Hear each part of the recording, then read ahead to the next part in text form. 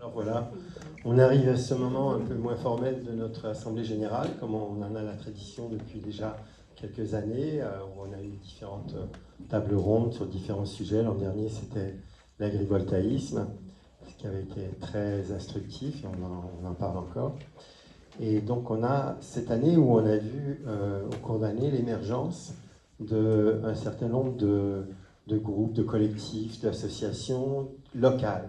C'est le thème, c'est les groupes locaux propres à une commune, dans le cadre de un ou deux projets qui ont été jugés menaçants pour ces gens-là, pour ces citoyens-là sur leur commune, et qui se sont constitués pour y résister. Voilà. Et chacun a pris contact, ou on a pris contact avec eux, en tout cas, Amiliur est en contact avec chacun de ces groupes-là, dans des relations qui peuvent être un peu, qui sont spécifiques selon la lutte.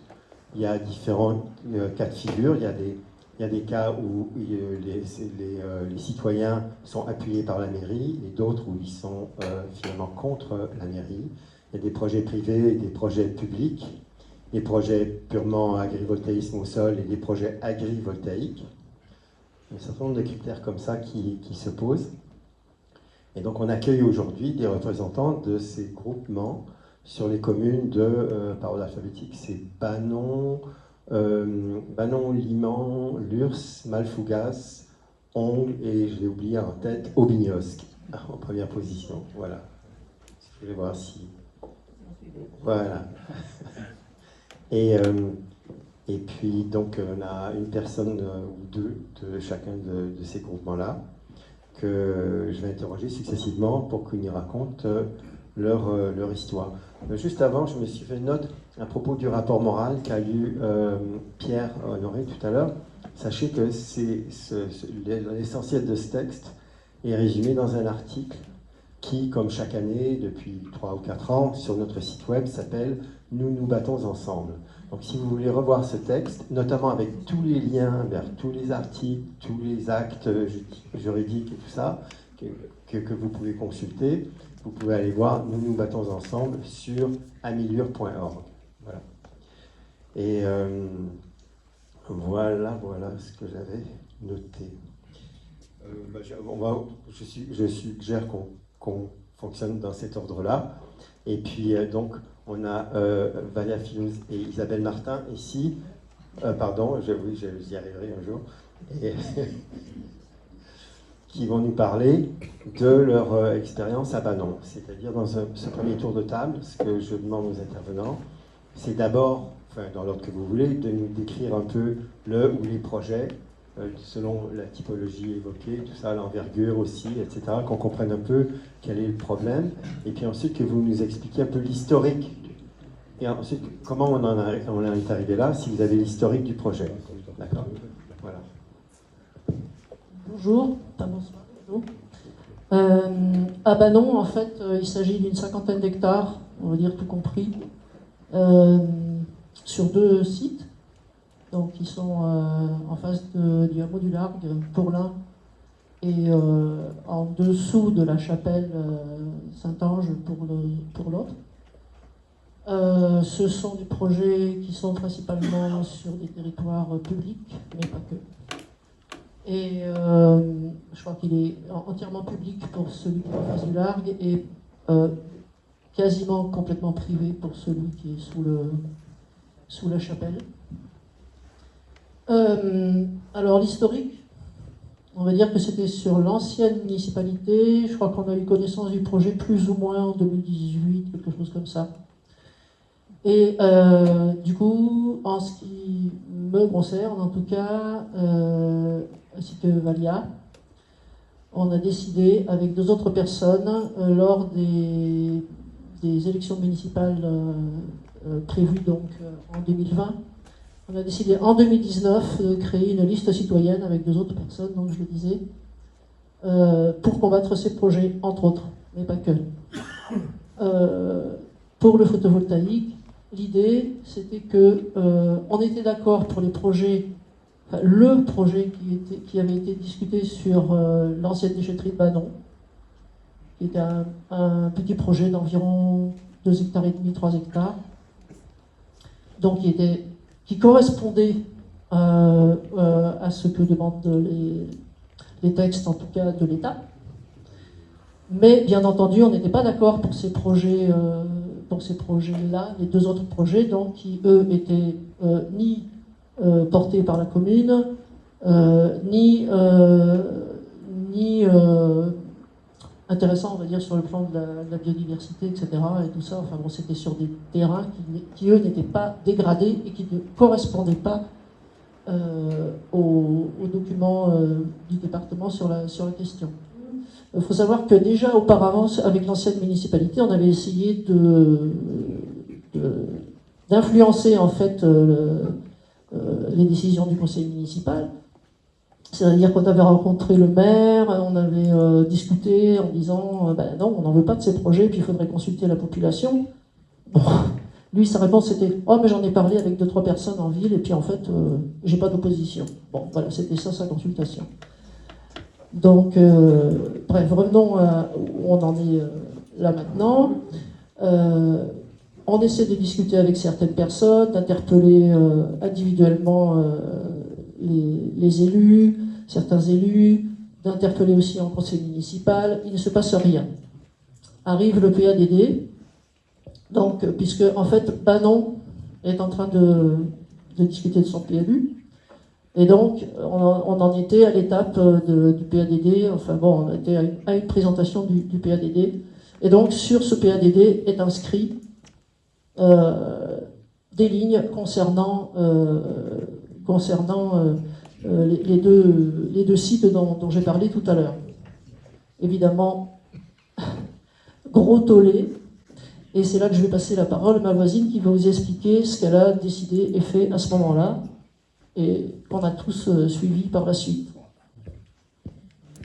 Voilà, bonjour, Valéa Ilios. Donc, effectivement, on a eu une réunion publique au mois de mai 2021 avec une grande surprise de la part de beaucoup de monde qui s'était investi dans la campagne électorale et en réunion publique et sur des commissions. D'une part, de ne plus être du tout consulté.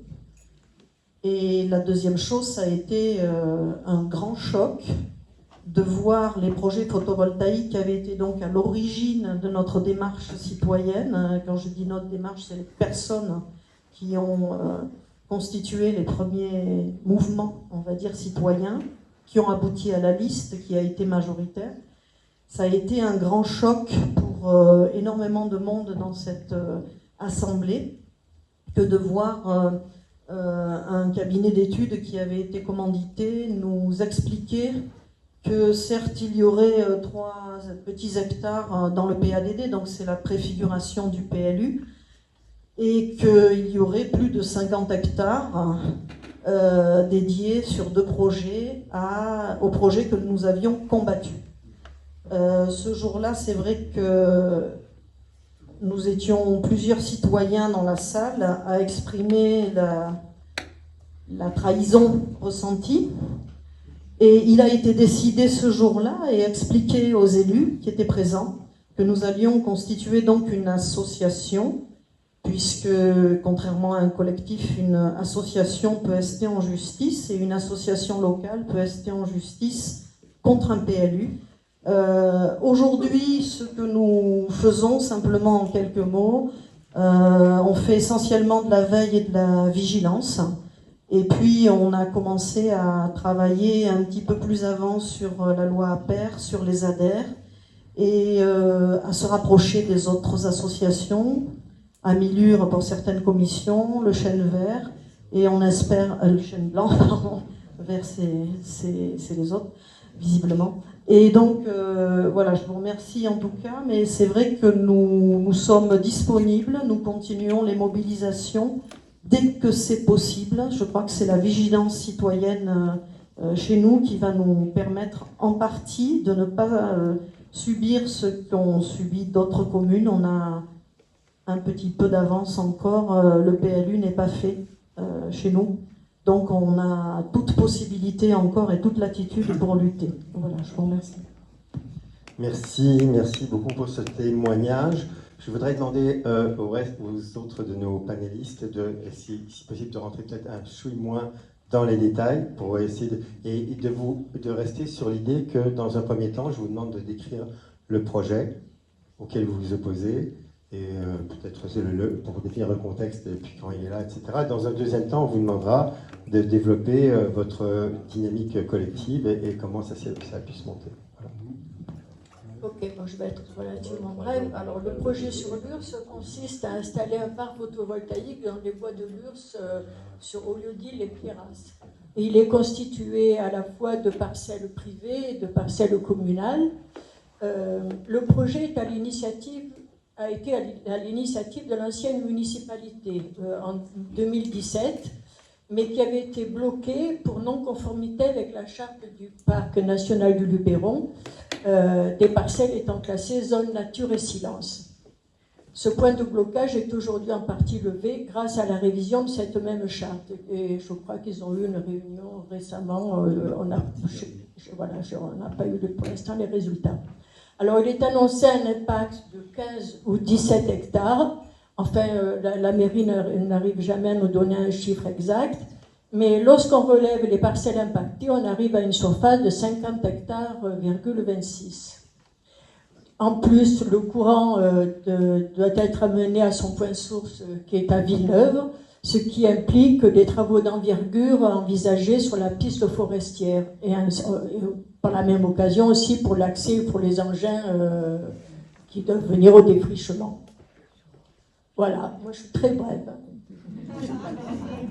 Merci. Bonsoir, donc je vais essayer d'être plus bref. Donc j'ai oublié de dire qu'on vient d'entendre Élie Cézanne au sujet de l'URSS, mais vous l'avez compris, maintenant c'est Bernard Gage qui va nous parler d'Ongles. Ouais, donc Bernard Gage, d'Ongles. Donc moi je suis anglois donc, depuis un an, mais je connaissais quand même un peu le projet déjà depuis quelques années. Alors, ce projet donc, se situe dans une forêt, sur une zone communale.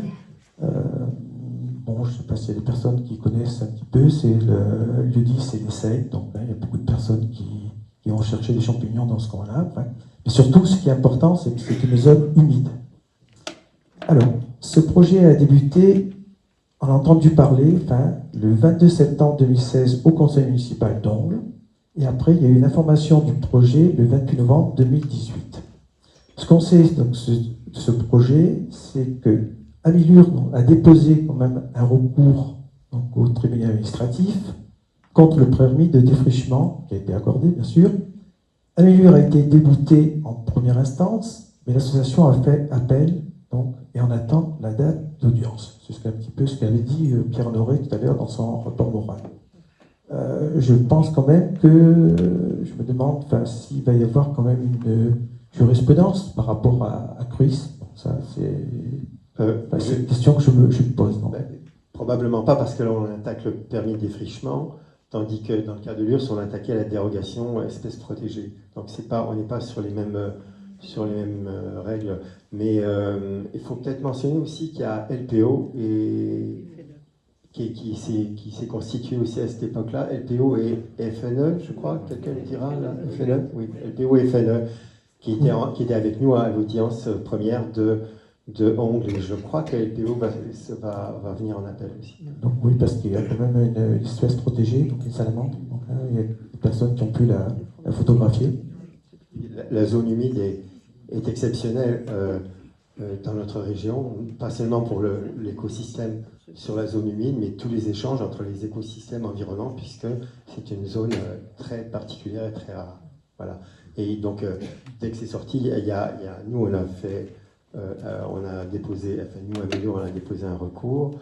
Il y a aussi l'association LZR qui s'est beaucoup mobilisée à cette occasion-là. C'est l'époque où LZR est né, enfin, en quelque sorte.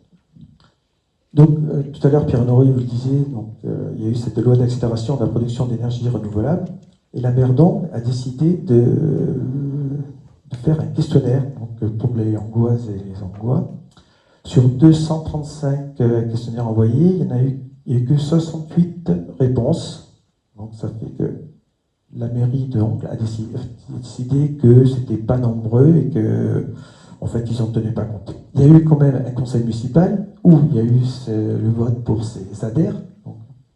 Et je cite, donc le conseil municipal a identifié dans les zones d'accélération les énergies renouvelables, les bâtiments publics pour développer la filière voltaïque en toiture. Voilà. Mais ce qu'elle ne dit pas, c'est qu'il y avait ce projet de en fait, j'ai assisté à un conseil communautaire et elle a dit, mais comme ce projet est en procès, donc elle n'en parle pas. Mais ça veut dire que ce projet est toujours en cours. Voilà. Ce que je veux dire aussi, c'est que, bon, peut-être au niveau de la population, il n'y a pas de collectif, bon, il n'y a pas d'association, mais par contre, il y a des personnes vigilantes. Voilà, c'est essentiellement ce que je voulais dire. Et les difficultés, donc, d'avoir des informations à la mairie. Merci Bernard. Donc, Joël Fagou de Malfougas, maintenant. Oui. Donc moi je vais vous parler du projet de Malfougas. Alors c'est un projet qui est un projet agrivoltaïque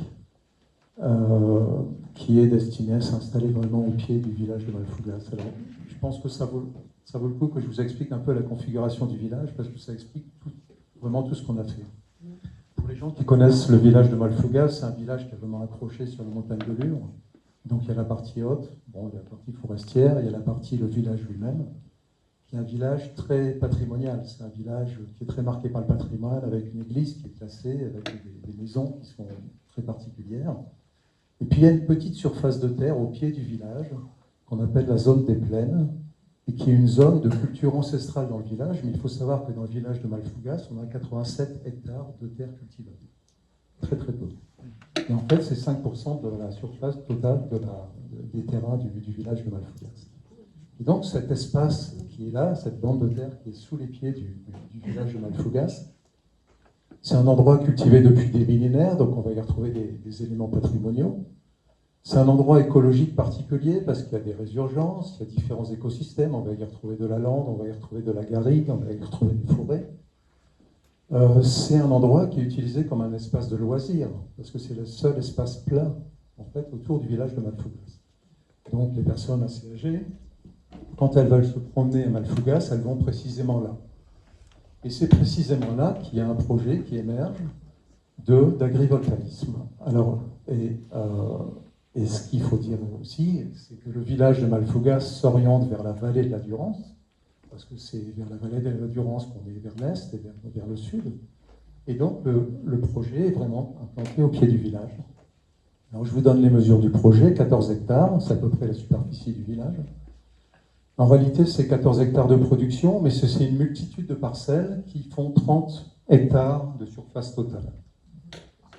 1200 mètres de long, à peu près, 220 mètres des premières habitations et 400 mètres du bas du village. On est exactement à ce niveau-là. Et quand on a compris ça, on a compris les impacts. Impact écologique, c'est un milieu qui a une diversité de milieux, donc il y a nécessairement des impacts. Impact patrimonial, parce que, en fait, il y a une continuité dans le village entre les éléments patrimoniaux et ce qu'il y a en dessous, les éléments qui sont autour des surfaces agricoles. Impact sociétal, parce que naturellement ça impacte la vie des gens. Impact économique, il y a très peu d'économie, réellement, de commerce, il n'y a pas de commerce à Malfougas ou très peu. Mais par contre, il y a un peu de tourisme. Et évidemment, ça a un impact sur le tourisme parce qu'il y a une visibilité directe. Visibilité à partir des habitants, mais visibilité de la surface à partir des 4 points cardinaux, y compris d'ailleurs à partir de Montlot, parce que ça va monter et redescendre un petit peu de l'autre côté Montlot. Donc ça veut dire que de Montlot, on verrait cette surface prise à droite et Malfougas à gauche. Voilà. Et donc, nous, on s'est opposé à ce projet d'agrivoltaïsme-là. On a créé un collectif. Le collectif comporte aujourd'hui 225 personnes, qui sont des personnes adultes, qui ont tous signé une charte du collectif. Et on a documenté notre opposition, et l'opposition repose sur les arguments que je viens de vous donner, auprès de la préfecture. Et le projet est en phase d'instruction. On a la chance d'arriver assez tôt. On arrive au niveau du guichet unique. Et on commence à avoir quelques retours. Mais on en parlera peut-être après. Merci. Voilà. Sébastien Cholet, qui est aussi membre du conseil d'administration d'Amilio, va vous parler de son combat à Aubignos. À Aubignos, j'ai une autre casquette, donc c'est pour l'association Lure Nature, qui a été formée juste après l'annonce du projet photovoltaïque d'Aubignos, donc qui consistait à l'époque à essayer d'installer 50 hectares de panneaux sur le flanc est de la montagne de Lure. Annonce faite dans le bulletin municipal juste avant Noël. Donc voilà, c'est décembre 2017. La particularité, donc, c'est un projet communal donc, qui est poussé par le maire et le conseil municipal, d'où la difficulté de lutter contre du fait de la maîtrise des procédures par la commune. Pour un projet comme ça, il a fallu, qui était donc projeté sur une zone naturelle, il a fallu deux procédures. Donc une première procédure pour changer la nature de la destination de la parcelle, donc de passer d'une zone naturelle à une zone naturelle pouvant accueillir du photovoltaïque. Donc c'est une première enquête publique. Et ensuite une deuxième enquête publique concernant le permis de construire, la demande de permis de construire. On a bénéficié pour la première enquête publique d'un avis défavorable de l'enquêteur, qui a été balayé d'un revers de main par le conseil municipal. Et la deuxième enquête publique a été favorable pour la demande de permis. Donc le permis a été accordé en août 2022. Voilà. Donc 7 ans après l'annonce. Donc suite à cette acceptation donc, du permis de construire par la préfecture, Amilure a immédiatement procédé à deux recours, un concernant la demande de permis de construire et un second concernant la demande de défrichement. Pour faire le point rapidement, donc actuellement la procédure est close concernant la demande de permis de construire. Tous les dossiers sont aux mains de la justice, on attend la date d'audience. Et concernant le recours contre le permis de défrichement, la procédure est toujours ouverte. Donc les échanges font encore lieu entre les avocats des différentes parties.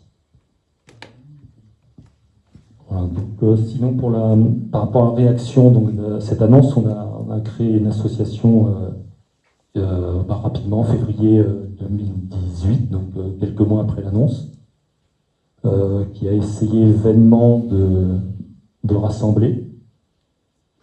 Et on a un peu procédé un peu comme tout le monde, tracter, faire des réunions publiques, participer aux conseils municipaux, etc. Mais malheureusement, ça n'a rien donné. On n'était pas suffisamment nombreux pour faire pencher la balance. Et je pense que c'est un cas, en fait, à partir du moment où la commune, le maire, le conseil municipal est pour le projet, c'est compliqué de faire pencher la balance. Voilà. Merci beaucoup. Alors, pour l'association, enfin le collectif, l'association Le Chêne Blanc, c'est ça, de Liman, on a Corinne Patrice et Olivier Guillon. Bonsoir. Donc oui, le Chêne Blanc, c'est un collectif sur Liman. Historiquement, la première demande de permis de construire s'est faite en 2014. C'est là où le collectif s'est créé. La municipalité était contre. Le projet, c'est sur des terrains privés. La municipalité étant contre, on avait fait une pétition à l'époque, ils ont tenu compte de la pétition, et donc à cette époque, la municipalité était encore décideuse des permis de construire pour les centrales photovoltaïques.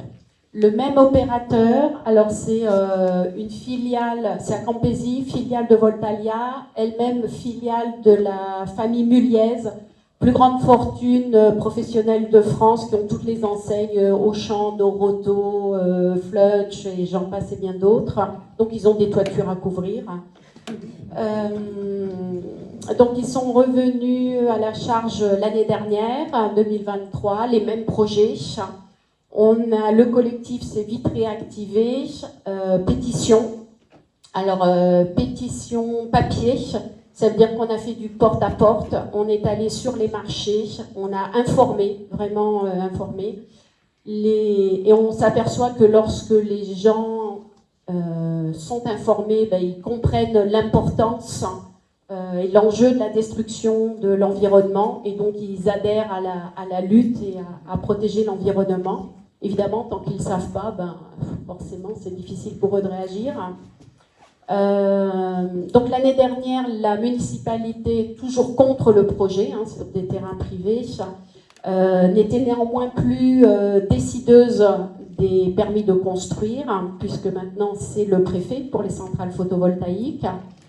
Néanmoins, le préfet a débouté les projets parce que l'industriel n'a pas fourni l'étude d'impact sur les 4 saisons, comme c'était demandé en complément de dossier. Donc on était contents. 2024, ils sont revenus à la charge. Donc de nouveau, pétition papier, pétition en ligne, information sur les marchés, sensibilisation vraiment au maximum, distribution de tracts sur la foire d'Ongles également. On a mis en place des panneaux d'information au bord de la route. On les a posés un dimanche matin, et le lundi matin, ils y étaient déjà plus. On a fait une manifestation, donc avec déclaration auprès des autorités compétentes. Donc il y avait la gendarmerie qui était là, mais voilà, manifestation qui s'est bien passée, avec présence d'Amilur et présence d'autres collectifs d'ailleurs. On remercie bien sûr. Et voilà, dans les actions, on a sérigraphié des t-shirts. En fait, c'est vraiment informer au maximum. On a la chance que les projets ont à nouveau été déboutés pour non-production d'un document complémentaire demandé par la DDT. Pourquoi l'industriel n'a pas fourni ce document qui ne semblait pas inaccessible, on n'en sait rien. En tout cas, pour l'instant, nous voici de nouveau soulagés pour Liman, mais on se doute bien qu'ils vont revenir à la charge. Et en tout cas, toujours solidaires de tous les combats et prêts à être là où il faut être. Olivier, tu veux ajouter quelque chose? J'ai une question, puisque là on va basculer sur l'autre question, c'est en termes de représentativité, par exemple sur Liman, vous diriez que quelle proportion de la population s'aligne derrière vos positions? Alors, Liman, il y a environ 400 habitants, et la pétition en ligne, en porte-à-porte, on a récolté 214 signatures de Limanais, et sachant que dans les 400 habitants, il y a les enfants, quoi. Donc franchement, une grande majorité de Limanais. Le bon chiffre en général, c'est les inscrits, en fait. C'est intéressant de regarder les inscrits au bureau de vote, quoi, pour comparer les gens qui sont dans la signature de la pétition. Je pense que c'est dans les 280, 290, je crois. Donc c'est vraiment, les Limanais sont contre, quoi. Il y a les propriétaires terriens qui sont eux-mêmes des Limanais, pas que, mais plusieurs sont des Limanais, qui évidemment défendent leur projet. Mais sinon, globalement, une opposition majoritaire, oui. Il n'y a pas de dimension agrivoltaïque Non, ce sont toutes des zones forestières. Là où vous allez ramasser des champignons. Alors, on sait que dans la loi APER de mars 2023, il y avait une disposition qui disait qu'on ne pouvait pas défricher plus de 25 hectares pour du photovoltaïque au sol. Maintenant, dans cette loi, rien n'est dit sur la juxtaposition des différents projets qui totaliseraient éventuellement beaucoup plus que 25 hectares. Vous êtes dans cette situation-là, finalement? Oui, tout à fait. Alors, dans le PLU, et là, on est aussi, on a sensibilisé la municipalité pour modifier le PLU et pour que les zones de photovoltaïque ne soient plus possibles de par le PLU. Donc, pour l'instant, on demande une révision. Ça va se faire, on l'espère. En tout cas, dans le PLU actuel, le photovoltaïque est autorisé sur une surface maximale de 10 hectares Et l'industriel, en fait, a déposé, alors en 2023, c'était les demandes pour 5 centrales photovoltaïques qui faisaient chacune un tout petit peu moins que 10 hectares. Et cette année, il en a enlevé une, il en a demandé pour 4, quoi. Enfin bon, c'est du foutage de gueule, quoi. Et qu'est-ce que la commune a déclaré en ZADER? En ZADER, c'est la couverture sur les toits, quoi. C'est Ouais. tout, Ouais. c'est que les toits. Ouais. D'accord. D'accord. Merci. Est-ce qu'il y a des gens qui sont vraiment qui vous ont opposé? Il y a des gens il y a des gens qui sont peut-être pas des signataires, mais est-ce qu'il y a des gens qui se constituent contre votre démarche? Oui, les propriétaires et les panneaux qu'on a posés au bord de la route pour informer toutes les passants sur la route ont bien été enlevés par quelqu'un. Pour qu'ils aient été enlevés le soir même, oui, forcément, les propriétaires, c'est une évidence. Peut-être quelques autres, on ne le sait pas. D'accord, merci beaucoup. Sébastien, est-ce que tu as quelque chose à ajouter sur la question de la mobilisation? Donc, si on comprend bien, à Aubignosc, il y a eu une association quand même qui a été créée, il y a une tentative de mobilisation, mais qui n'a pas pu être maintenue. Qui n'a pas abouti. Alors, juste une précision, j'ai oublié de le dire, c'était le projet des 50 hectares. Il y a une bonne réduction, on est passé à 5 hectares sur la demande de permis. Stratégie commune, enfin, on arrive, on va faire 5000 hectares, finalement on en fait 50, on essaie de faire. Exactement. Et enfin, c'est quand même un projet qui sera visible de 6 communes de tout le Val-d'Urance, des Mets à Entrepierre, voilà, j'ai oublié de préciser ça. Oui, concernant la mobilisation, c'était notre grand souci. Au mieux, Jean-Pierre pourra le dire aussi, on a réussi à regrouper une trentaine de personnes lors de la présentation par Q-Énergie du projet. Donc sur 600 habitants, on va dire il y a 300 à peu près votants, c'est personne. Alors il y a une particularité, c'est que donc Aubignosc, que la commune, le village, donne côté Durance et tourne le dos complètement à la montagne de Lure. Nous, habitant le hameau du Forest, on est au pied du projet, donc au pied, voilà. Donc on est 100 habitants au Forest, le reste est sur Aubignosc. Aubignosc ne voit pas la montagne de Lure, ça tourne le dos. Donc ça explique peut-être quelque chose. Est-ce que le recours qui est porté par Amilure est connu un peu par la population? Est-ce qu'il y a des réactions à ce sujet? C'est connu, on nous pose quelques questions, mais ça fait 7 ans et tout le monde a oublié. Tout le monde a oublié, quand on relance, là, effectivement, avec les stickers, etc., en relançant, en republiant l'annonce de l'AG, on me repose les questions, mais c'en est où? C'est abandonné, c'est fini.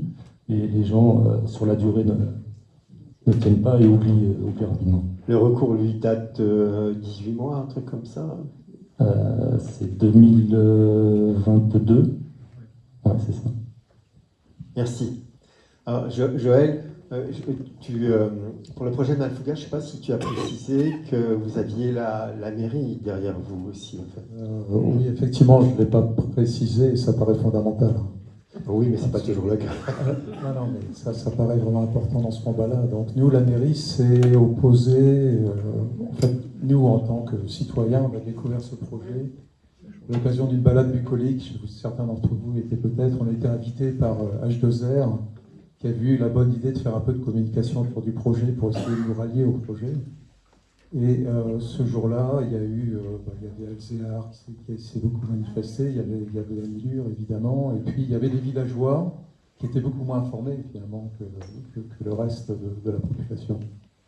La mairie ne s'est pas positionnée le jour même, elle s'est positionnée le lendemain, en mettant des tracts dans les boîtes aux lettres, et en expliquant qu'elle n'était pas informée du projet, et que, naturellement, elle était contre ce projet de par son positionnement. Et l'opposition de la mairie a perduré depuis 1 an et demi, en fait, et vraiment très clair. Et je pense qu'on a un gros avantage à Malfouga, c'est qu'on a une population massive, 225 personnes sur 325. Mais 325, il y a 50 000 heures. C'est-à-dire, en fait, 275 personnes. Grande proportion des votants, quoi. Très, très grande proportion. Et on a une grande cohérence entre d'un côté la population et la mairie, et on pense que c'est un élément fondamental dans ce combat-là. D'accord. Ce qui est intéressant, il me semble, de particulier à Malfougas, c'est que pour obtenir ce grand dénominateur commun, il a fallu se concentrer sur les enjeux purement visibilité des villageois, en évacuant certains discours idéologiques ou tout ça. Alors, en fait, ça part d'une réflexion. Bon, l'idée, c'est de mener une action qui regroupe le maximum de personnes. Et si on regarde le village de Malfougas, c'est une population qui est quand même très hétérogène. Donc, hétérogène, il y a des néo-ruraux, il y a des ruraux, il y a par exemple une forte population de chasseurs qui ont des biens dans le village. Et donc, c'est difficile de trouver un socle commun, en fait. Et si on veut regrouper des gens de manière massive, il faut un socle commun. Et donc, le parti qu'on a pris, c'est un jour d'inviter les gens en réunion publique et de leur dire, venez, on va discuter du projet et rien que du projet. Et donc, on va regarder le projet en détail. Et à l'issue de ça, on va se dire, est-ce que ce projet est potentiellement bon pour nous? On aurait pu éventuellement l'imaginer. C'est absolument pas le cas. Il n'y a aucun bénéfice direct de quelque nature que ce soit pour les gens du village. Ou est-ce que ce projet est impactant? Et de toute évidence, ce projet est très impactant. Et donc, les gens se sont associés à cette action-là. Et donc, dans cette première réunion, qui était une réunion publique, on a eu 80 personnes qui ont adhéré au collectif. Puis après, on a fait du porte-à-porte. Il y a eu tout un lot de personnes très motivées qui ont fait du porte-à-porte pendant 15 jours. Tout ça de manière très active parce qu'il y avait une urgence administrative. Et donc, on a réussi à regrouper 220 personnes autour de ce discours-là. C'est-à-dire une analyse précise du projet et des impacts du projet. D'accord. C'est un exemple en fait de démarche. Merci beaucoup. Alors Bernard, donc tu nous disais tout à l'heure que sur Ongle, il n'y a pas eu vraiment de constitution de collectif. Je me demandais, enfin on peut se demander, dans le contexte où le projet d'Ongle est arrivé, qui est vraiment symptomatique, enfin c'est peut-être la pire, d'un point de vue écologique, c'est le pire des projets qu'on puisse imaginer. Cette histoire de zone humide. Et tout de suite, il y a eu LZA, il y a eu Amilur, il y a eu LPO et tout ça. Peut-être que est-ce que tu penses que les Onglois se sont sentis un peu comme, pas dépossédés, mais n'ont pas senti la nécessité, peut-être, dans ce cadre-là, où il y avait déjà des recours en justice qui étaient déposés, etc., de se mettre en lutte, quoi. Ce que je pense, quand même, c'est qu'il y a beaucoup de personnes, quand même, qui sont contre. Moi, je les rencontre. Mais c'est difficile, enfin, on n'en parle pas, il n'y a pas de lieu donc, où il n'y a pas eu de création donc, de rencontres. Il y a eu une rencontre, une fois, incitée par une habitante d'Ongle, je crois que c'était avant le Covid, où il y a eu du monde donc, au foyer rural d'Ongle pour dénoncer donc, ce projet. Malheureusement, cette personne a déménagé. Donc ça fait que c'est un peu tombé à l'eau. Je pense qu'il ne manque pas grand-chose, une étincelle, pour constituer un collectif. Et surtout, je pense qu'il faudrait c'est des réunions. Quelqu'un incite donc une réunion. Après, le problème, c'est d'avoir reçu les informations. Alors la mairie, c'est compliqué pour parler de ce sujet-là. Je ne sais pas s'il y a une obligation de nous donner donc quand même ce qui s'est passé, le contrat qui est avec la société, je crois que c'est Engine Green. Peut-être qu'il y a des réserves, je ne sais pas. Non, mais je pense que c'est vrai que voilà, on s'appuie quand même sur ce qui est en train de se passer, sur l'attente donc de ce recours, de ce procès. Oui, mais alors, ce qu'on comprend là, c'est qu'il y a quand même des enjeux au niveau entre la mairie et les citoyens, quoi. Un maire, il doit se ranger d'un côté ou de l'autre, il est peut-être à l'instigation du truc, mais si la population se retourne contre lui, s'il a envie d'être réélu, etc., il n'y a pas que les préfets dans la vie, quoi. Les maires, ils peuvent s'exprimer, même s'ils pensent que ça n'a pas forcément un impact direct sur le projet. Dans ce cas-là, oui, on peut que espérer en tout cas que les choses s'organisent, parce que même si Amilur et LZA, tout ça, tout le monde va contre le projet, la maire est là, elle regarde les choses se dérouler, elle ne vous informe pas, et il y a un détail là qui, enfin, je crois avoir compris que les clauses de confidentialité imposées par les opérateurs aux collectivités sont abusives. C'est des modes d'intimidation des collectivités qui n'ont pas de valeur légale. Les collectivités sont tout à fait fondées de communiquer les promesses de bail et les engagements de projet qui signent, de toute façon, parce qu'ils ont signé. C'est la base. Et puis peut-être que dans les collectivités, certains n'ont pas compris ça. Peut-être qu'ils l'ont compris, mais se cachent derrière des conditions abusives. Mais en tout cas, il y a cette dimension-là, on l'a repérée à plusieurs occasions. En fait. Voilà. Ok, merci beaucoup Bernard. Et bon, pour ce qui est de l'URSS, comment ça se passe dans... Comme je suis angloise, je voulais rebondir. Et, par rapport à Malfougas, où le projet il est 200 mètres au pied du village, on a le désavantage d'avoir une commune très étendue. Le projet il est après le Rocher d'Ongle en allant sur Banon, dans une belle forêt où il y a effectivement des champignons et pas que. Il y a la fameuse salamandre et tout un tas d'autres choses. Donc je pense que en fait l'information pour les Anglois, elle est quasiment, ils se sentent pas concernés pour des raisons aussi géographiques, de visibilité et d'usage du lieu. Donc c'est difficile de jouer là-dessus. Après, pour faire comme on a pu faire Malfougas, Aliments et tout, tracter. Moi, j'ai jamais vu d'initiative de la sorte sur le village. Je sais que à la foire agricole d'Ongle, j'y suis allée il y a 2 ans tracter, et qu'il y a des Onglois qui connaissaient même pas le projet, ou alors ils faisaient semblant de le découvrir quand je leur en parlais. Tout ça pour dire que si vous, maintenant, vous cherchez à mobiliser pour informer Ongle précisément, voilà, sachez que ça m'intéresse. Ça serait bien. Merci pour cette intervention. Donc, pour ce qui est de l'URSS, est-ce qu'on peut avoir une idée de comment la population se divise? Est-ce qu'il y a des gens qui soutiennent le projet à part la mairie? Et puis, quelle est la part de la population qui se fédère contre le projet? C'est un petit peu comme à Malfougas, on a une population hétérogène. Et la particularité de l'eau, c'est que c'est une commune très très étendue. Et dans le village lui-même, il n'y a pas d'endroit très fédérateur, il n'y a pas de commerce, il n'y a pas vraiment de bar, il n'y a pas vraiment, voilà. Donc c'est fait qu'il y a une population qu'on ne voit pratiquement jamais dans le village. Alors nous n'avons pas la chance, comme à Malfougas, d'avoir la mairie avec nous. Au contraire, tout le conseil municipal est vent debout pour ce projet qu'ils veulent soutenir absolument à tout prix. Alors nous avons essayé d'avoir des renseignements, et depuis toujours, on s'oppose à un refus catégorique de communiquer. C'est-à-dire plusieurs membres du collectif que nous avons formé à la suite de cette attitude de la mairie.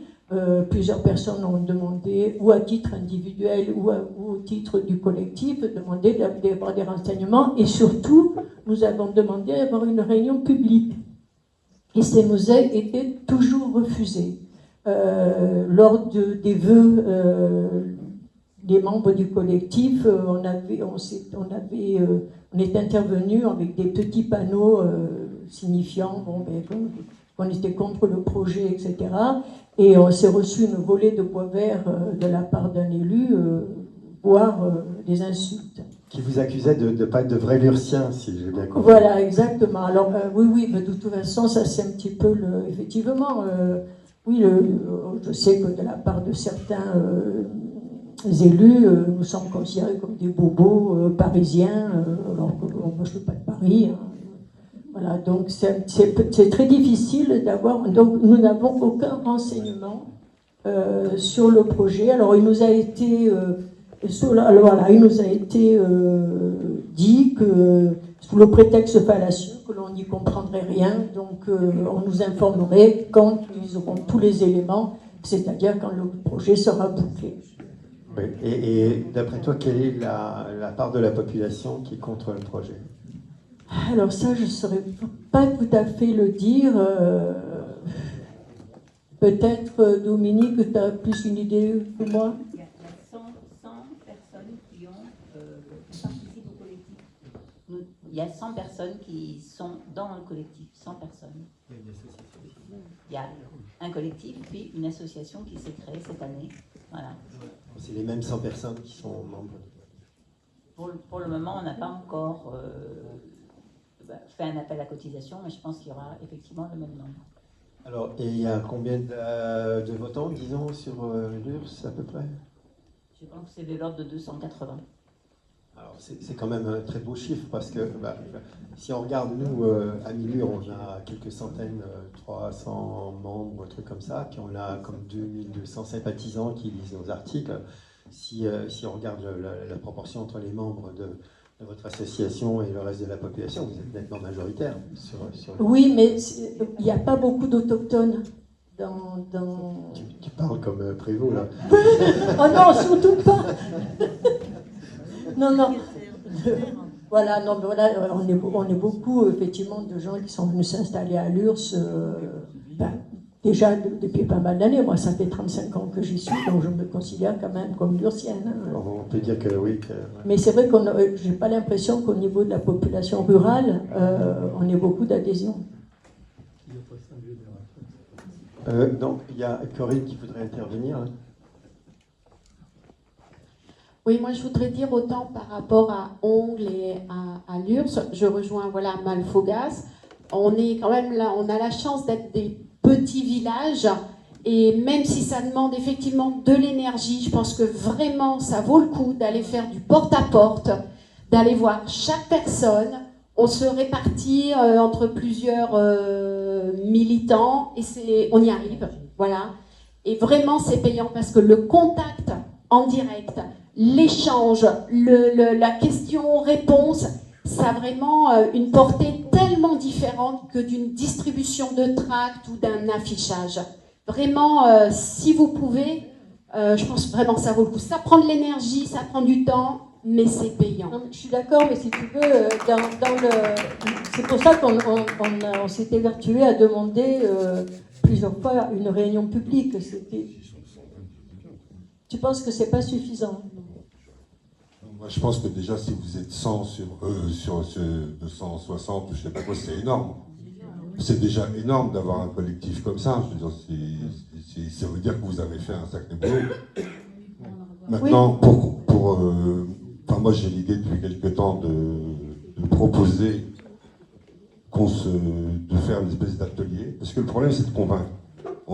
Des gens ont des arguments aussi, ils disent, bon, la transition, il faut bien la faire. Et puis vous voulez des panneaux solaires, mais pas chez vous. Vous les voulez bien ailleurs, ça ne vous dérange pas. Les bagnoles électriques, il faudra bien les alimenter, il faudra bien faire de l'électricité, etc., etc. Et donc, ce que je proposerais, c'est qu'on puisse faire des ateliers où on développe les argumentaires. Où on se réunisse et entre nous, et on développe les argumentaires. Qu'est-ce qu'on répond à telle question? Et comme ça, quand on est vraiment sûr de soi, au niveau de la discussion et tout ça, là on peut aborder les gens plus sereinement déjà parce qu'on est sûr de nous, on connaît les chiffres, on connaît tout, et d'autre part, ça nous permet de convaincre, enfin bon voilà, ça nous permet de convaincre beaucoup plus facilement quoi. Oui, ça je suis d'accord, mais par exemple, comment lutter parce qu'il y a le côté financier. Oui, on va pas le faire maintenant. Ah d'accord. On va pas le faire tout de suite. Le côté financier de ce que l'installation de panneaux photovoltaïques rapporte à une municipalité. Par exemple, sur le côté financier, par exemple, on sait à peu près que c'est en gros au minimum 4 000 € l'hectare que ça rapporte. C'est plus que ça avec les taxes indirectes. Plus les impôts, tout ça. Oui. Est-ce qu'on peut répondre à l'aspect financier? Parce que c'est la seule, en fin de compte, vraie motivation de ceux qui sont, c'est la seule. Le reste, les problèmes écologiques, ils s'en foutent. Et ce qui est à craindre pour eux, c'est que les dotations diminuent. Parce que, avec les nouveaux gouvernements là, qui s'annoncent et qui sont. Non?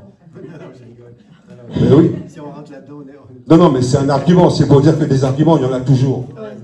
voilà, même ça, on peut trouver un argument, c'est-à-dire que leur dotation va diminuer, ils vont gagner pas du tout ce qu'ils espèrent. Oui, mais maintenant, la nouvelle loi n'est pas encore passée, mais ça risque d'arriver. Et c'est ce qui s'est dans les tuyaux de Bercy. Visiblement, donc on a toujours des arguments et c'est des trucs qu'il faut qu'on travaille ensemble. Je voudrais juste faire une petite parenthèse crucienne, qui est un des projets emblématiques de toute cette histoire. Cruis, où il y a la taxe foncière la plus élevée du quartier, de toutes les communes environnantes, qui est censé toucher 180 000 € pour ces 17 hectares, ce qui semble beaucoup, mais on a pu vérifier que c'est effectivement le montant duquel a été augmenté le budget de fonctionnement de Cruis en 2023. Mais puis, quand on regarde toutes les taxes qui vont rebondir sur la communauté de communes et revenir sur Cruis, c'est possible d'arriver à des montants pareils. Alors là, ça c'est du discours prussien évidemment. Qu'est-ce que ça va nous donner? C'est qu'il ne va pas augmenter la taxe foncière qui est déjà plus élevée qu'ailleurs. Que toutes ces communes qui ont une taxe foncière plus basse, qui n'ont pas de projet photovoltaïque et qui en général investissent beaucoup plus que Cruis. C'est une espèce de...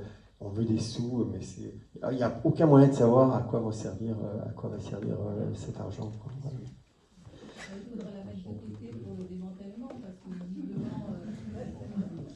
Vous voulez prendre le micro? Attends, j'ai une question là. Je peux prendre... Ouais, merci. Bonsoir tout le monde. Donc moi je fais partie d'Elzéar. Et donc, j'ai des questions à poser donc à Joël par rapport à Malfougas. Donc, effectivement, le projet de tronc, là, je pense que pour l'instant, c'est un stand-by. Il y avait un autre projet sur Malfougas, un autre projet photovoltaïque. Est-ce que c'est toujours d'actualité? Donc, c'était Sonedix. Et donc, c'est vrai que c'est pas sous vos fenêtres. Hein. Voilà. Alors, donc, effectivement, il y a le projet H2R qui est vraiment à proximité du village. Il y a un autre projet dont je n'ai aucune information de détail. En réalité, ce projet-là a été évoqué il y a plusieurs années. Et l'idée, c'est de faire une autre centrale d'à peu près la même surface, 17 hectares, autour de la zone de la carrière à Malfougas. Voilà. Donc ce projet, ce que je sais de ce projet-là, c'est que ce projet a été évalué à un certain moment, il y a quelques années, je ne sais pas quand exactement, 2016. Qu'il est passé à un certain moment au guichet unique, qu'il a été abandonné. Et pour l'instant, on n'a aucune information comme quoi il a été réactivé. D'accord ? Donc, en tout cas, nous, en tant que collectif, on n'a aucune information de ce... Et s'il est réactivé, je ne sais pas comment on fera, on verra comment on agit à ce moment-là, mais en tout cas, la question, en tout cas, au niveau du collectif, ne s'est pas posée. D'accord. J'avais... Une dernière question, Véronique. Une dernière, voilà. Donc, j'avais une question aussi à poser à Sébastien Chollet d'Aubignosc. C'était pour vous dire qu'en fait, sur Aubignosc, on y va tous les jours, nous. Voilà, on a des sentinelles. Il n'y a pas qu'Aubignosc, il y a aussi Revest-Saint-Martin, mais je pense que ça ne fait pas partie donc de l'atlas géographique d'Amilur. Revest-Saint-Martin, oui, mais ce projet-là, on l'a jugé tolérable. Voilà, vous l'avez jugé tolérable et nous non. Bon, tout ça pour vous dire qu'effectivement, sur Aubignosc, on a eu des naturalistes qui sont passés et qui ont identifié quand même des espèces protégées sur le site d'Aubignosc. Voilà. Et donc on a interpellé en montant donc à la pompe jusqu'à la pompe, on a rencontré donc des chasseurs qui étaient contre le projet. Oui, non mais ils étaient contre le projet et ils nous ont dit qu'ils pouvaient servir de sentinelles. Donc, pour nous, oui. Donc, bon, je ne sais pas s'ils seront toujours là, effectivement, à l'affût, mais en tous les cas, ça va nous soulager, nous. Des sentinelles avec des fusils, c'est parce que, ouais, enfin bon, voilà. Donc, tous les jours, à 6h du matin, se pointer sur les sites, je vous assure que c'est quand même un sacré boulot. Bravo. Voilà. Merci à vous. C'est pour Elzéar que je parle, je parle au nom d'Elzéar, je ne suis pas toute seule. Est-ce que tu veux changer de projet? Parce que sur Aubignosc, j'aurais une virgule. Oui. Non, voilà, non, Ok. c'était pour Ok. informer. Oui. Voilà, c'est la troisième chose, après j'arrête. Hein. C'est la troisième chose, c'est pour informer que sur les Aumergues, donc qui sont dans le 04, donc à côté de Montfroc, il y a un énorme projet photovoltaïque. Et aujourd'hui, à 18h30, donc il y avait un conseil municipal où devait se décider justement le bail amphithéotique, justement, entre Énergie Green et la mairie. Voilà. Donc, on a, j'espère que d'Elzéar, il y en a quelques-uns parce qu'on ne peut pas aller partout non plus, se sont déplacés donc, pour ce conseil municipal. Voilà. Donc c'est énorme. Hein, sur les alors la raison pour laquelle notre contact aux Aumergues, qu'on soutient via Amilur, n'est pas à cette table aujourd'hui, c'est à cause du conseil municipal qui se tient en ce moment. Ah bah donc mais la situation n'est pas clarissime sur les Aumergues, les informations qui nous remontent ne sont pas... Donc, mais on suit ça évidemment. Pour ce qui est d'Aubigné, je peux aussi ajouter une chose, c'est que comme le disait Sébastien tout à l'heure, les tractations juridiques sur le permis de construire qui se jouent à la chambre d'urbanisme, si je ne me trompe pas, sont closes, on attend la date d'audience, tandis que là, on est encore sur le permis de défrichement qui se joue à la chambre du code de l'environnement, je crois. Voilà. Oui, et puis avec des présidences différentes et tout ça. Et il y a une fragilité certainement dans leur permis de défrichement, c'est que il faut savoir, sans vouloir être trop technique, vous savez qu'à Cruis, ce qu'on a contesté, c'est la dérogation, ce qu'on appelle dérogation espèces protégées, c'est-à-dire dérogation pour destruction de spécimens et d'habitats d'espèces protégées. Et cette démarche-là, elle est déclarative, c'est-à-dire que c'est l'opérateur qui doit la faire ou pas la faire.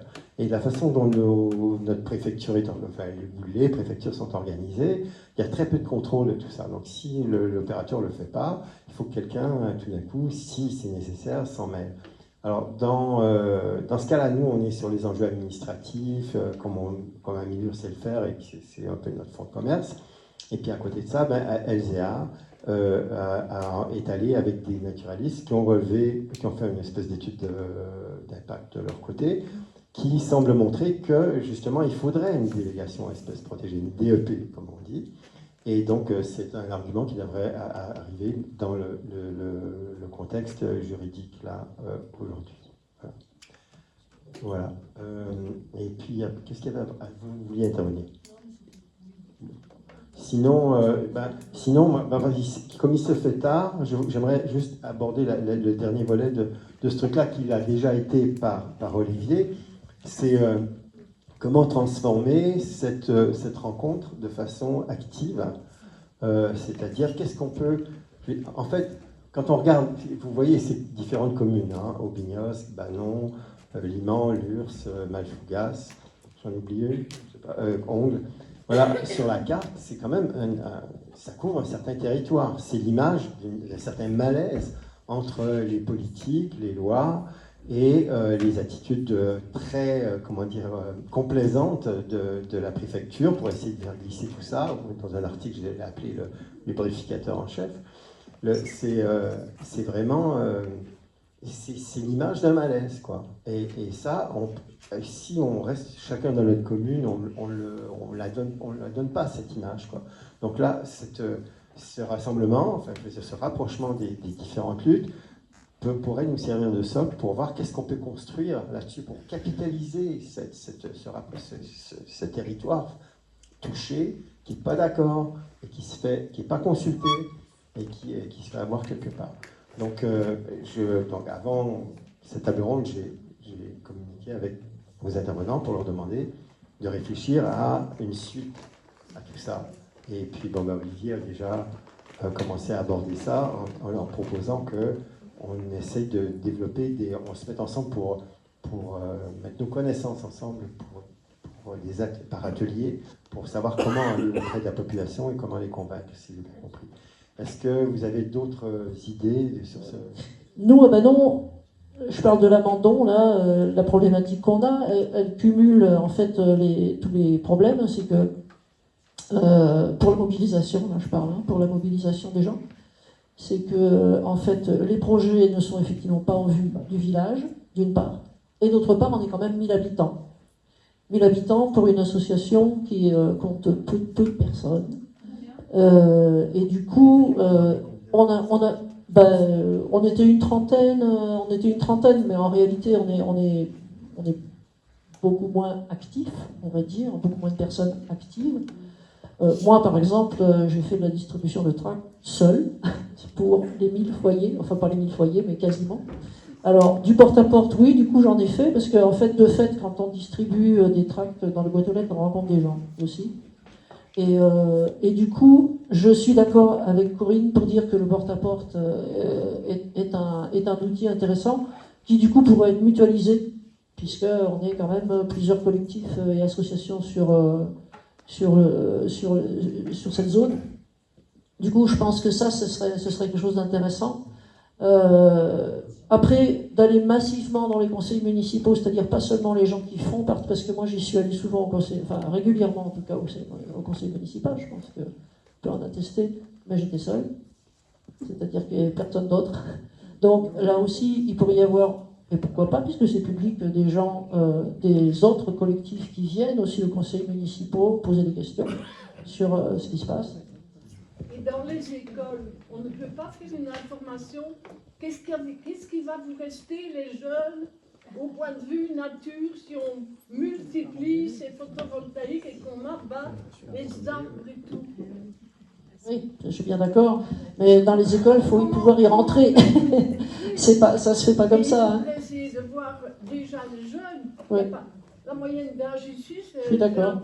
C'est ce qu'on constate à chaque fois. Nous, quand on a fait les réunions, quand on a fait des projections en invitant tous les bannonnais, parce qu'à chaque fois on tractait dans les boîtes aux lettres. Enfin, on allait...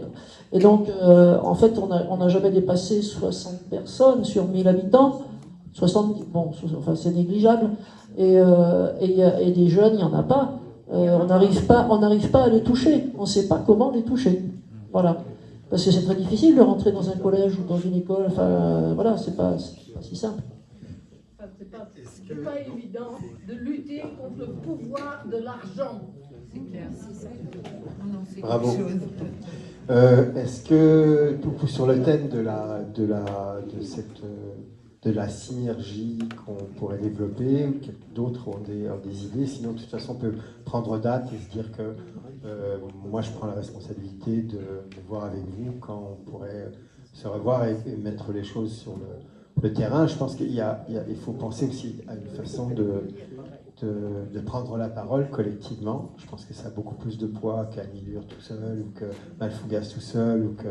Voilà. Et donc, voilà. Est-ce que vous avez... On va y arriver. Est-ce que vous avez d'autres idées sur ce thème-là? Je peux ramener deux choses qui m'ont beaucoup marqué sur ces dernières années. C'est aussi des rencontres de terrain à l'initiative d'Elzéar ou autre, parce que quelquefois nos élus, ils signent 17 hectares, 50 hectares, on balance ça, mais on n'en a pas d'idée tant qu'on n'est pas allé sur le terrain, voir qu'est-ce que ça fait. Et ça, j'ai trouvé que c'était là aussi une façon d'inviter et la population et les élus. Nous, on a eu la chance d'avoir 2 élus seulement qui sont venus à nos invitations sur 15. Mais effectivement, on ne peut pas dire qu'après, ils pensent les choses de la même façon quand ils se rendent compte des proportions des choses. Parce que souvent, on parle en vrac. Et je trouve que se rencontrer sur le terrain, aussi sur les différents projets, ça peut être une solution à conserver. Peut-être il serait bien d'informer aussi les gens que d'autres solutions sont possibles. Moi j'ai été voir un petit peu, je fais quelques recherches sur Internet et j'ai vu qu'à différents endroits, particulièrement en Allemagne, d'autres possibilités ont été faites, entre autres des poses de panneaux photovoltaïques le long d'autoroutes, soit sur les bas-côtés, soit aussi au milieu, ou alors même couvrir. Il y a des endroits où ils ont couvert des parcelles, des portions d'autoroute avec des je sais pas comment ça, voilà, des ombrières, parce qu'on se fait souvent accuser de ne pas vouloir de panneaux photovoltaïques parce que c'est chez nous, etc. Mais c'est pas ça. C'est peut-être, je crois qu'il faut expliquer aux gens qu'il y a d'autres moyens. Qu'effectivement, on est pour la transition écologique, mais pas dans ces conditions-là. On a publié un article sur amilur.org la semaine dernière, je crois, qui commente un rapport très fouillé du CNPN, qui est le Conseil national de la protection de la nature, qui essaye de reprendre la parole dans l'ensemble, et pas seulement projet par projet, dans une démarche auto-saisie, comme ils l'ont dit, qui dit non, arrêtez, il ne faut pas que l'économie prime sur l'écologie, et qui vont bien dans ce sens-là, alors que c'est un organe national et qui n'est pas du tout écouté. Là, on peut interpréter la décision de la Cour d'appel de Marseille au sujet de Cruis comme finalement la prévalence de l'avis du CNPN. Mais il nous a fallu, sur le projet de Cruis, parce que dès le départ, ils étaient contre. Et on a mis 4 ans de procédure pour le faire admettre, quoi, en fait. Alors que c'est l'État contre son propre ministère. En fait. Voilà.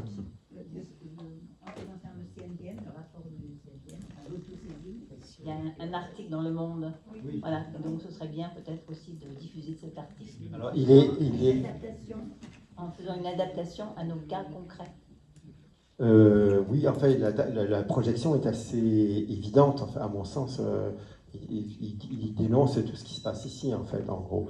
Dans cet article, qui est sur le titre qui s'appelle de mémoire Raison et déraison affligeantes déséquilibre des forces, on fait référence à cet article du Monde ainsi qu'à un article dans Reporter, je crois, qui finalement, il y en a beaucoup qui se sont exprimés sur ce sujet-là, puis c'est une bonne idée de le répandre et de le diffuser, effectivement. Oui, non, moi je voulais juste te dire, en fait, la décision, c'est le préfet qui la donne. Donc peut-être il faudrait faire un courrier au préfet, dire, peut-être le refaire, éventuellement avec donc, un collectif des collectifs, je dirais, pour dire qu'on est là, donc, pour mettre encore une pression. Enfin, c'est vrai que la pression, elle est sur le terrain, elle est partout, il y a plusieurs, elle est au niveau de la justice, mais je pense quand même que le préfet, ça serait bien qu'on l'interpelle, en fait. Oui, moi je pense que c'est une bonne idée aussi, par courrier. Dans la préfecture, la représentante de tout ça, c'est la sous-préfète de Forcalquier qui gère le guichet unique. Amilur a déjà été reçu à notre demande par la sous-préfète pour débattre de tout ça. C'est une piste que nous tous allions la retrouver pour lui demander de nous expliquer pourquoi on était obligé de chacun de notre côté, avec nos moyens, de développer des résistances à une politique qui nous semble affligeante. Joël, tu voulais ajouter quelque chose? Ouais, quelques commentaires. Alors moi, je ne suis pas convaincu, par exemple, de l'efficacité des actions.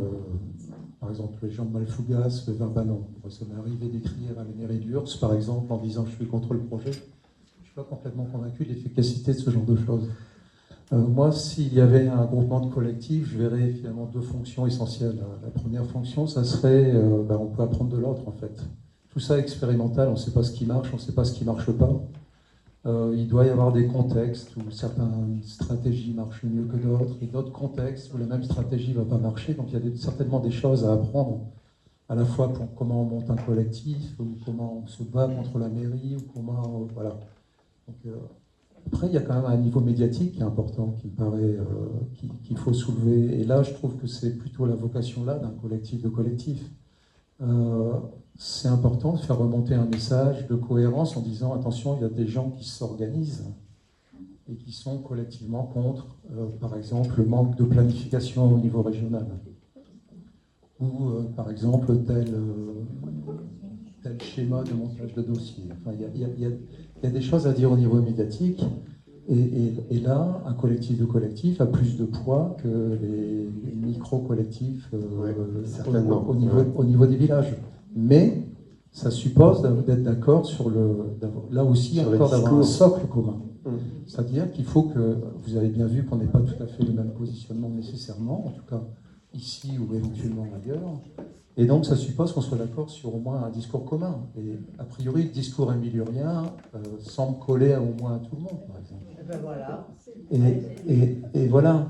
Mais ça implique ça. C'est-à-dire qu'on ne peut pas, nous, on a fait signer des gens sur une charte et on ne peut pas les emmener sur un discours qui n'est pas cohérent avec la charte, par exemple. Donc voilà, il y a cette... Merci pour ça. On va prendre 4 questions et puis après on va plier parce qu'il est déjà très tard. Oui, peut-être je vais prendre la suite. Oui. Voilà, moi je suis membre de l'association Éco-Raison, donc sur la commune de Raison, une des communes qui est confrontée à un projet relativement gigantesque, hein, puisqu'il s'agit du projet iGreen, 1500 hectares sur 25 communes, pour produire de l'hydrogène à partir de photovoltaïque. Alors, bon, je ne vais pas m'étendre sur ce projet. Notre commune Oraison va être une des premières impactées sur un projet d'environ 22 hectares, mais on ne connaît pas aujourd'hui les surfaces réellement impactées. Moi, ce que je retiens du débat, et je remercie vraiment à Milur pour organiser ce débat et toutes les associations présentes, c'est qu'il y a nécessité peut-être de se regrouper sur nos besoins communs. Et c'est vrai que la proposition d'atelier argumentaire me semble quelque chose vraiment de très positif, au-delà peut-être de la recherche de créer des collectifs sur lesquels on travaille sur des chartes, sur lesquels on n'est pas d'accord, on perd beaucoup de temps, enfin voilà. En revanche, des ateliers argumentaires sur nos besoins communs, parce qu'on a des besoins communs, et on l'a bien vu, des besoins dans le domaine du juridique, on a besoin de juristes, donc il y a des associations qui ont des moyens, d'autres pas. On a besoin d'avoir peut-être des écologues pour tout ce qui est les questions d'écologie, de trouver des contre-arguments sur les études d'impact, ça c'est la réalité pour contrer les projets. On a des besoins en termes de communication, et puis peut-être aussi des besoins d'échange de pratiques sur tout ce qui est les questions de mobilisation. On voit bien qu'il y a des villes, des villages, ça se mobilise, d'autres c'est plus compliqué. Et là, j'ai déjà entendu pas mal d'informations qui nous montrent, je ne vais pas revenir dessus, pourquoi ça se mobilise à un endroit, pourquoi pas un autre. Il y a une co-visibilité du village, donc ça se mobilise. Il y a la commune, le maire qui soutient ou qui ne soutient pas. On voit bien que tout ça, ça a un impact très très fort. Donc moi, j'insiste vraiment, oui, sur cette mise en commun des connaissances et des pratiques. Et peut-être en commençant par là, sur des choses très, très pragmatiques, en fait, hein, très, très factuelles, on pourra peut-être par la suite, oui, se mobiliser, avoir pourquoi pas les communiqués de presse communs, pour se rassembler, au-delà même sans doute du territoire de la montagne de Lure, hein, parce qu'aujourd'hui, le 04 va être de plus en plus fortement impacté sur ces projets. Voilà, merci. Merci. Et ce qui soulève la question qu'on a parlé de notre territoire tout à l'heure, de la montagne de Lure, de la nécessité de définir les communes qui en font partie quand on fait des actions juridiques, puisqu'on nous chicane notre intérêt à agir. Mais dans la démarche qu'on est en train de développer ici, on n'est pas forcément du tout lié à ces mêmes contraintes périmétriques. On suit la démarche d'Éco-Raison depuis longtemps, on est des associations amies. Il n'y a aucune raison pour laquelle on n'étendrait pas cette intelligence collective à un périmètre plus large. Merci de nous y faire penser. Jeanne Meunier, moi je viens de Montcalquet. Ça fait que 2 ans que j'habite ce département, mais je m'y suis beaucoup investie. Et moi je vous remercie beaucoup d'abord pour cette réunion parce que je trouve exemplaire d'arriver à mettre sur une même table et face donc à un public qui peut se rendre compte de l'impact sur le territoire de tous ces projets qui, en fait, ont, à mon sens, enfin, vu d'ici et vu du peu de temps que je suis dans le 04, ont en commun d'être sur de toutes petites communes. Et, en fait, viennent... Moi, je veux dire, là, on a concentré les efforts sur les municipalités parce que ce sont les premiers démarchés par ces grandes entreprises multinationales, internationales, etc. Mais je me dis que les maires de petites communes de 100, 200, même 1000 habitants, c'est pas grand-chose.